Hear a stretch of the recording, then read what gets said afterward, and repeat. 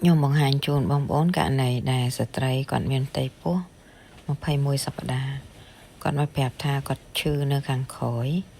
ខោមឆ្អឹងជំនីបន្តិចអញ្ចឹងនៅពេលដែលគាត់ឈឺបែបហ្នឹងខ្ញុំចាប់អារម្មណ៍មើលតម្រងនោមរបស់ម្ដាយឃើញមានរីកតម្រងនោមនៅខាងស្ដាំ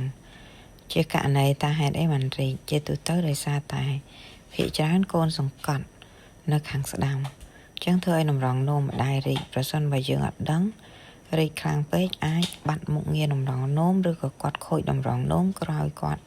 សម្រាលកូនហើយបើសិនជាគ្រូពេទ្យអត់ដឹងតែបើសិនជាករណីរីកមធ្យមគេអាចព្យាបាលបើករណីរីកខ្លាំងគេអាចចោះបង្ហូរទឹកនោមចេញដើម្បីកុំឲ្យតម្រងនោមយើងខូចអញ្ចឹងបងប្អូនដែលគាត់មានផ្ទៃពោះឬក៏គាត់ទៅពេទ្យពេលមានបញ្ហាទី1ត្រូវប្រាប់គ្រូពេទ្យទី2អាចស្នើសុំការមើលទៅលើតម្រងនោមព្រោះតម្រងនោមគឺសំខាន់ហើយចំណែកទៅរូប21អាទិត្យគឺយើងឃើញមុខបែបហ្នឹង